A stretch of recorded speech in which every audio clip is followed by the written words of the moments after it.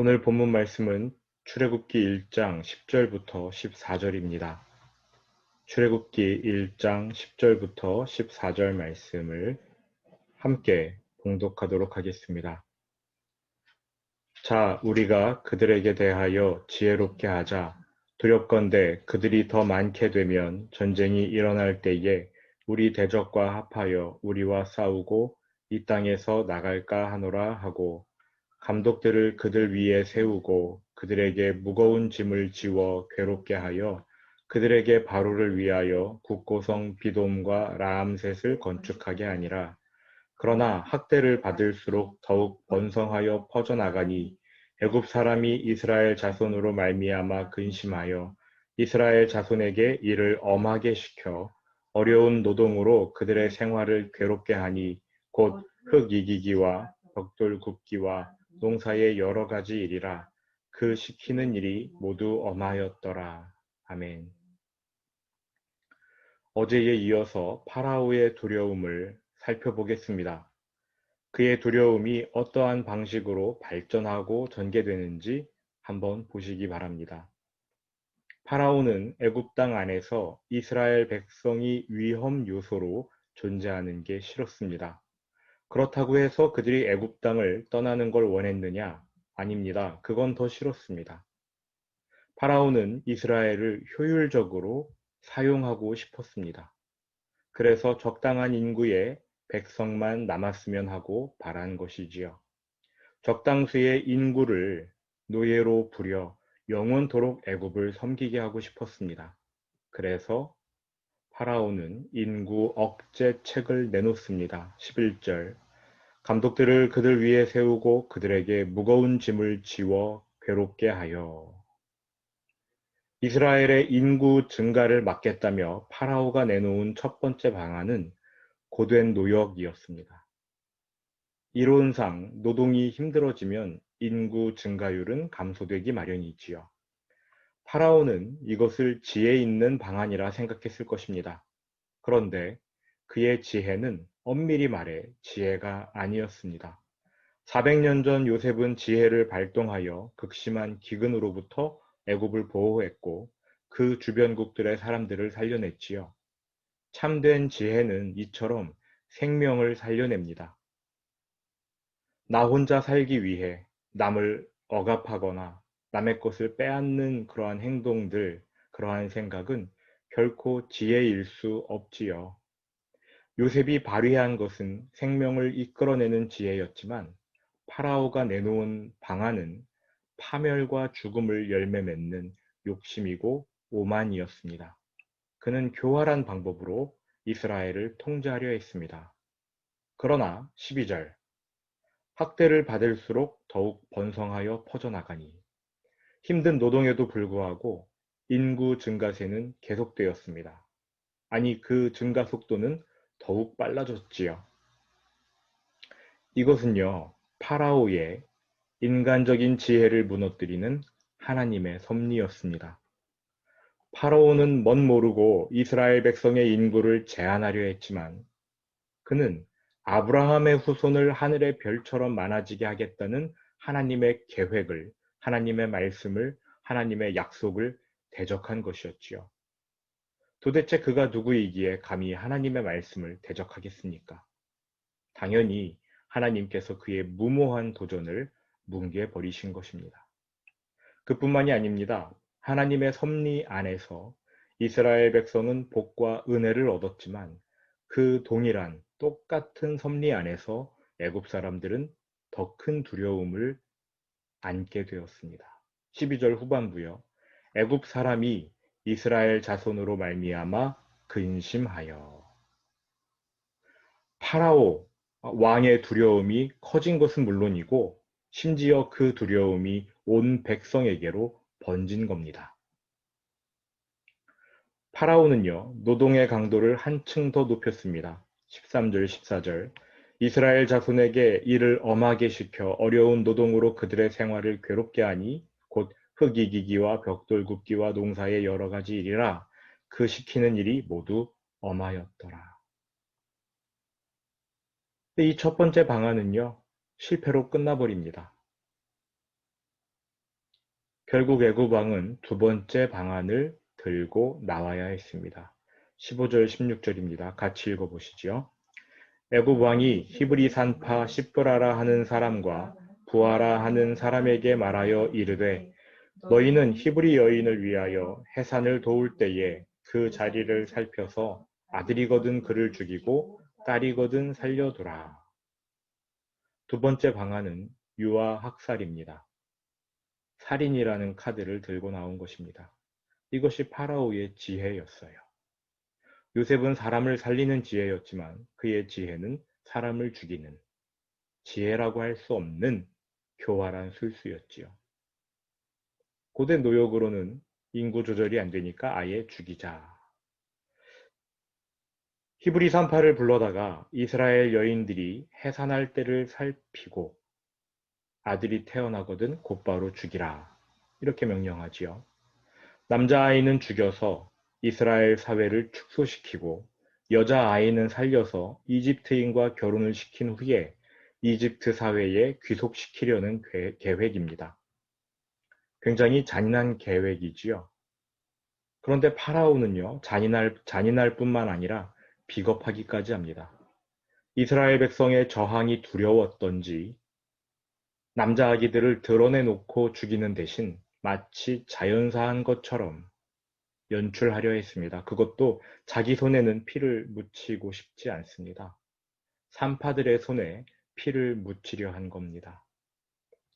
15절에 나오는 두 명의 산파는 아마 산파들의 대표였을 것입니다. 파라오도 그 두 명이 이 일을 다 할 수 있으리라고는 생각하지 않았겠지요. 이스라엘 여인들이 많았으니까 하늘의 별 그것의 절반 정도로 많았겠지요. 여인들이 그렇게 많았으니까 그들의 해산을 돕는 산파들도 많았을 겁니다. 두 명의 산파는 여러 산파들의 대표였을 겁니다. 중요한 거는요, 성경에 이 두 여인의 이름이 기록되었다는 거예요. 시브라, 부하. 시브라는 아름답다라는 뜻의 히브리어이고 부하는 영화롭다라는 뜻의 히브리어 이름입니다. 사실 성경이 일반적인 역사 기록이었다면 파라오의 이름을 밝혔겠지요. 히브리 산파들의 이름을 기록했겠습니까? 그러나 성경은 일반적인 역사 기록이 아니기 때문에 하나님의 놀라운 섭리와 구원을 보여주는 기록이기 때문에 파라오의 이름보다는 히브리 산파들의 이름이 더 중요했습니다. 그래서 시브라, 부하, 그 여인들의 이름을 기록한 겁니다. 우리는 이 파라오의 이름 뭔지 몰라요. 누군지도 모릅니다. 그러나 산파가 누군지는 압니다. 17절입니다. 같이 읽어보겠습니다. 그러나 산파들이 하나님을 두려워하여 애굽 왕의 명령을 어기고 남자 아기들을 살린지라. 하나님의 놀라운 섭리와 구원을 보여주는 성경의 주제에 맞게 이 산파들이 행동했네요. 자, 여기서 중요한 거 하나만 좀 짚어보겠습니다. 파라오도 누군가를 두려워했고요. 산파들도 누군가를 두려워했습니다. 두려움을 가진 것은 똑같아요. 그런데 다릅니다. 뭐가 다르냐면 두려워했던 대상이 다릅니다. 파라오는 무엇을 두려워했습니까? 사람을 두려워했지요. 이스라엘 백성의 수가 많아지는 게 두려웠습니다.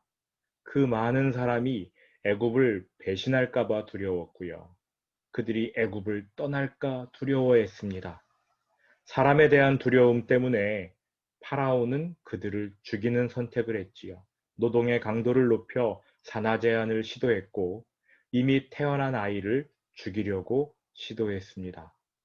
사람을 두려워해서 파라오는 이러한 행동을 선택했는데 이것은 100% 마귀가 의도한 대로였습니다. 마귀는 빼앗고 죽이는 자 아닙니까? 사람에 대한 두려움이 결국 누군가를 죽이는 살인으로 이어진 것이지요. 반면 히브리 산파들은 파라오와 달리 하나님을 두려워했습니다. 그들은 사람을 두려워하지 않았습니다. 하나님을 두려워했지요. 하나님을 두려워하다 보니까 그 나머지 모든 것이 두렵지가 않습니다. 우리가 두려워할 대상은 세상이 아니고 사람이 아닙니다. 사람과 세상으로 구성된 시스템이 아닙니다. 또 그 시스템 속에서 내가 하는 일이 잘 될까 안 될까 두려워해서는 안 됩니다. 그 시스템 안에 있는 사람들에게 내가 잘 보여야지 이렇게 두려워해서는 안 됩니다. 우리가 두려워할 대상 하나님 한 분뿐입니다. 거기에 줄 하나를 이렇게 걸치시고 누가복음 12장 4절 가보시겠습니까? 누가복음 12장 4절입니다.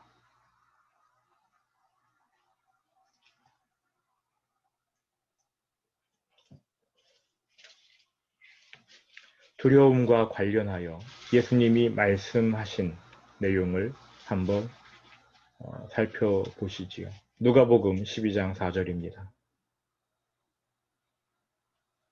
4절, 5절을 같이 읽으시지요. 내가 내 친구 너희에게 말하노니 몸을 죽이고 그 후에는 능히 더 못하는 자들을 두려워하지 말라. 마땅히 두려워할 자를 내가 너희에게 보이리니 곧 죽인 후에 또한 지옥에 던져 넣는 권세 있는 그를 두려워하라. 내가 참으로 너희에게 이르노니 그를 두려워하라. 5절이요. 마땅히 두려워할 자를 내가 너희에게 보이리니. 하나님을 두려워해야 합니다. 예수님께서는 그를 두려워하라 이 말씀을 2번 반복하셨어요. 하나님을 두려워하라. 내가 참으로 너희에게 이르노니 하나님을 두려워하라. 세상 살면서 우리가 갖게 되는 두려움의 근원은 죽음이지요. 굶을까봐 두렵고요. 실패할까봐 두렵고 하는 일이 잘 안 되면 속상하고 내 지금의 씀씀이를 유지하지 못할까봐 두렵고요. 실패하면 창피해서 두렵고요. 윗사람에게 잘 안 보이거나 밉보이면 어떡하나 두렵지요. 그런 두려움들은 결국 죽음에서 시작해서 우리를 죽음으로 인도합니다. 파라오를 보십시오. 그는 죽음이라는 단어 안에 사로잡혀 있습니다. 예수님은 기껏해야 몸을 죽이는 대상들을 두려워하지 말라고 말씀하십니다. 우리가 두려워할 분은 몸을 죽이는 것은 물론이거니와 죽인 후에 지옥에 던져 넣으실 수 있는 분, 바로 하나님입니다. 많은 사람들이 두려움을 안고 살아갑니다. 특히 요즘 같은 시대, 코로나 영향에 직격탄을 맞은 업체 운영자들, 직원들, 당장의 생계 때문에 두렵습니다. 언제 이 상황이 끝날지, 끝나기는 할지 걱정되고 두렵지요. 세상살이 두려운 거 사실입니다. 엊그제 제가 아는 목사님 한 분과 전화로 이야기를 나누던 중 코로나 확진자가 다시 늘기 시작한 8월 이후에 그분이 담임하는 작은 교회는 구조적으로 비대면 예배가 안 되는 상황이어서 몇 주 동안 예배 자체를 못 드렸다고 합니다. 두려움이 생겼고 또 본인이 우울증에 걸린 것 같다고 그렇게 말씀하시더라고요. 지금 이러한 상황에서 두려움을 안고 살아가는 우리들을 보시며 두려움을 느껴야만 하는 지금의 우리 상황 가운데 예수님이 오신다면 뭐라고 말씀하시겠습니까? 예수님이 여러분에게 다가가서 뭐라고 말씀하시겠습니까?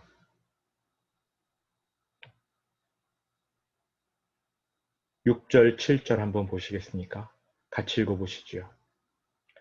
참새 5마리가 두 아사리온에 팔리는 것이 아니냐.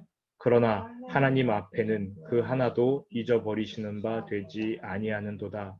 너희에게는 심지어 머리털까지도 다 세신 바 되었나니 두려워하지 말라.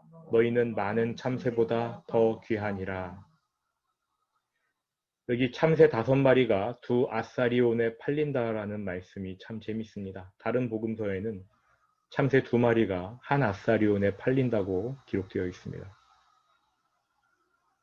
4마리가 2아사리온에 팔려야 하는데 5마리가 2아사리온에 팔려요.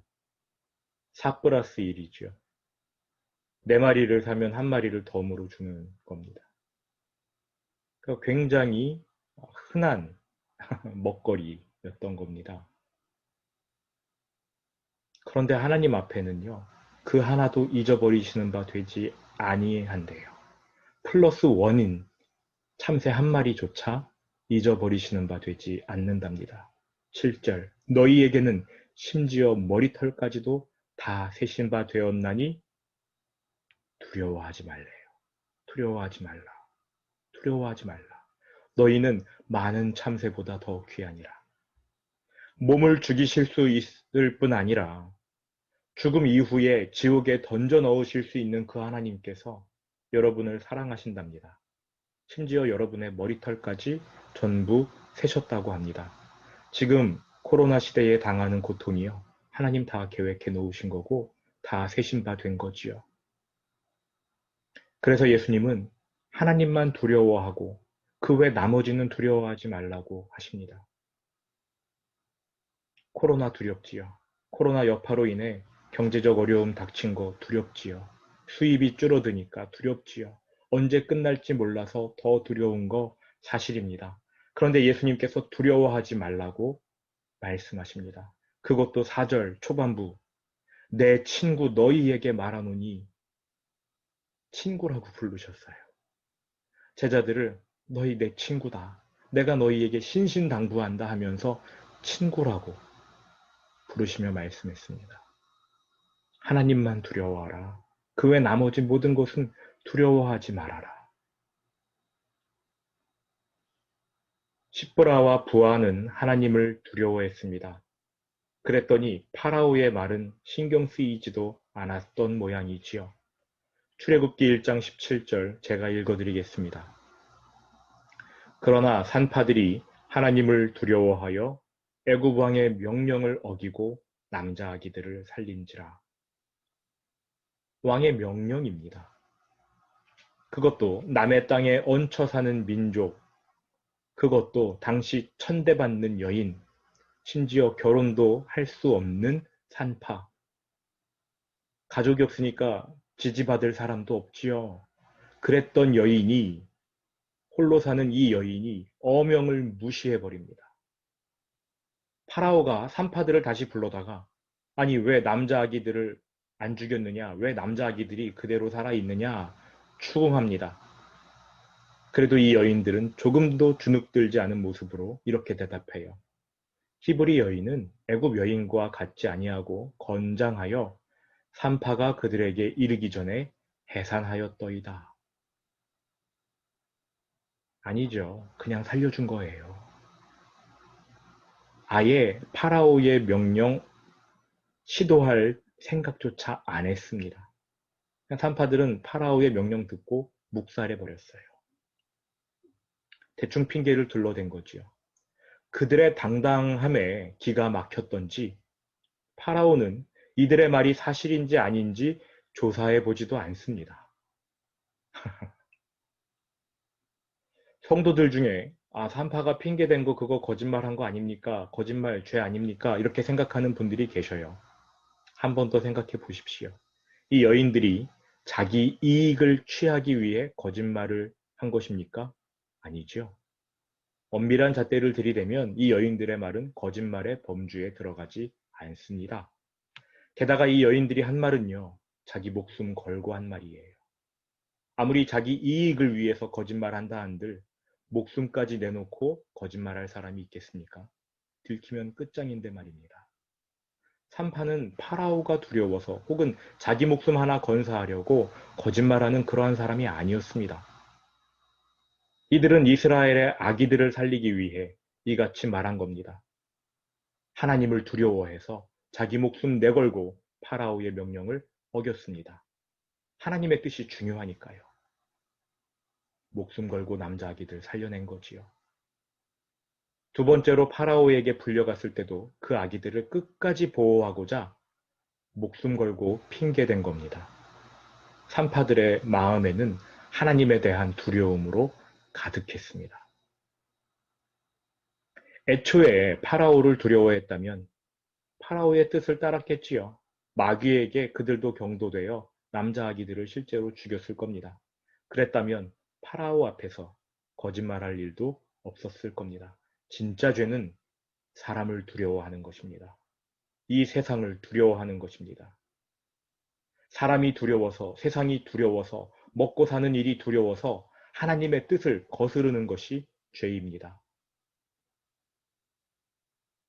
기생 라합이 2명의 정탐꾼을 감춰뒀어요. 그녀가 거짓말한 겁니까? 죄 지은 겁니까?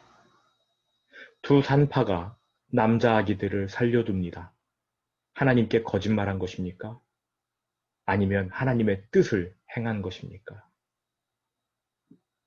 누가복음 12장 8절, 아까 우리가 펼쳐 읽었던 부분, 누가복음 12장 8절, 다시 한번이 아니고요.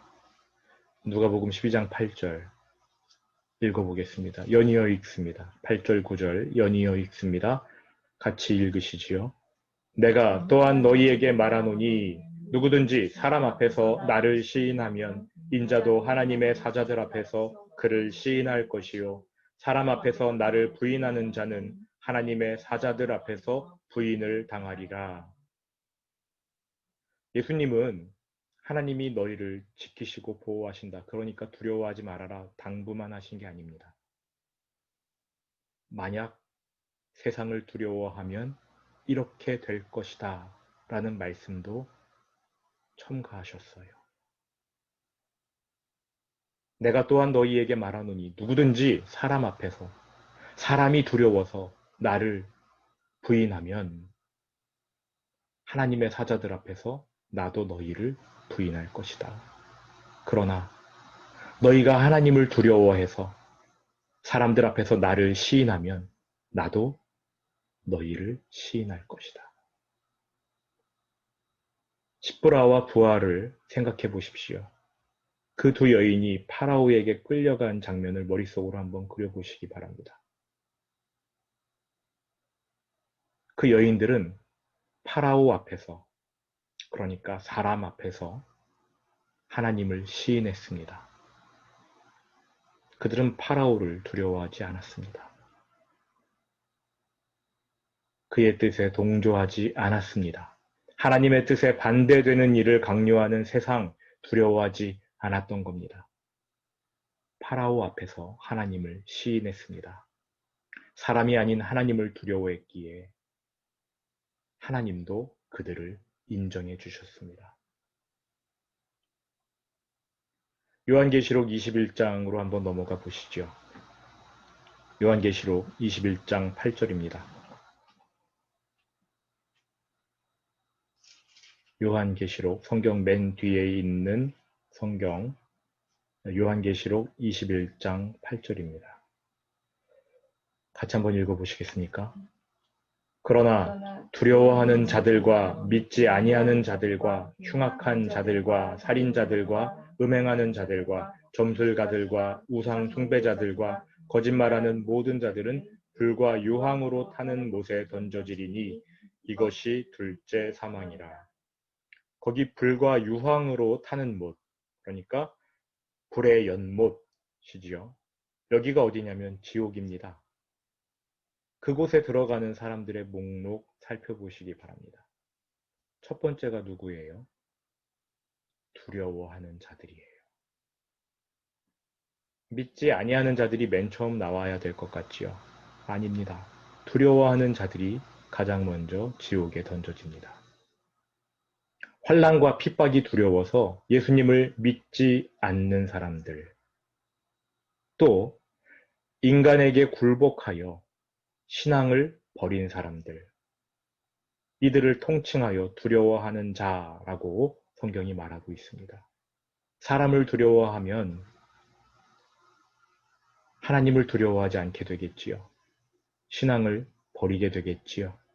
이들이 지옥에 들어갈 사람들의 명단에서 맨 윗줄을 장식합니다. 하나님을 두려워하여 올바른 선택을 한 산파들, 그들은 하나님의 축복을 받았습니다. 이제 출애굽기 1장으로 돌아와 보시지요.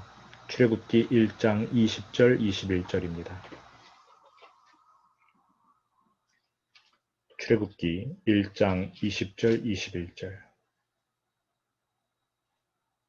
같이 읽어보시겠습니까? 하나님이 그 산파들에게 은혜를 베푸시니 그 백성은 번성하고 매우 강해지니라. 그 산파들은 하나님을 경외하였으므로 하나님이 그들의 집안을 흥왕하게 하신지라. 산파들은 결혼을 할 수가 없었는데 하나님께서 집을 세워주시네요. 나이가 많았던 것 같은데요. 결혼을 시켜주시고 또 아이들도 그들이 직접 낳게 하시고 그들의 집안을 흥왕하게 해주십니다. 20절이요. 하나님이 그 산파들에게 은혜를 베푸셨어요. 그랬더니 어떤 일이 벌어집니까? 산파들만 복받은 게 아닙니다. 그 백성이 번성하고 매우 강해지니라. 산파들은 복의 통로로 쓰임을 받았어요. 하나님을 인정하는 사람들을 통해 하나님은 자신의 뜻 실천하시고요. 그들을 통해서 주변 사람들도 복을 받게 하십니다. 뿐만 아니라 그들도 복을 받게 하셔요. 하나님을 두려워하시기 바랍니다. 21절에 그 산파들은 하나님을 경외하였으므로 경외라는 단어로 바뀌었지만 두려워했다는 뜻입니다. 하나님에 대한 건강한 두려움은 우리에게 올바른 방향을 알려주고요. 올바른 선택을 하도록 용기를 줍니다. 시편 111편 10절 제가 읽어드리겠습니다.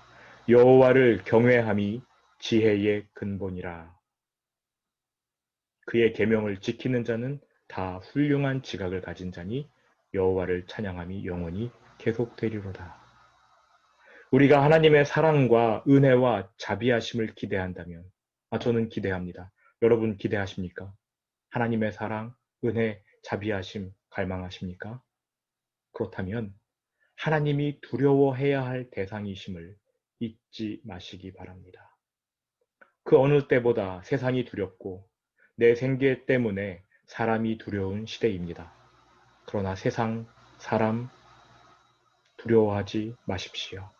하나님을 두려워하십시오. 하나님께서 내 형편을 아십니다. 내 머리털까지 다 세신 바 되었습니다. 우리는 많은 참새보다 귀한 사람들입니다. 하나님을 두려워하십시오. 오늘의 묵상 포인트입니다. 첫 번째, 어제와 동일한데요. 내가 두려워하는 영역이 무엇인지 살펴보시기 바랍니다. 두 번째, 나는 구체적으로 어떻게 이 영역에서 하나님을 두려워할 것인가? 세상, 사람 두려워하지 않고 하나님을 두려워할 방법을 묵상해 보시기 바랍니다. 주기도문으로 오늘 예배를 마치겠습니다. 하늘에 계신 우리 아버지, 아버지의 이름을 거룩하게 하시며 아버지의 나라가 오게 하시며 아버지의 뜻이 하늘에서와 같이 땅에서도 이루어지게 하소서. 오늘 우리에게 일용할 양식을 주시고 우리가 우리에게 잘못한 사람을 용서하여 준 것 같이 우리 죄를 용서하여 주시고 우리를 시험에 빠지지 않게 하시고 악에서 구하소서. 나라와 권능과 영광이 영원히 아버지의 것입니다. 아멘.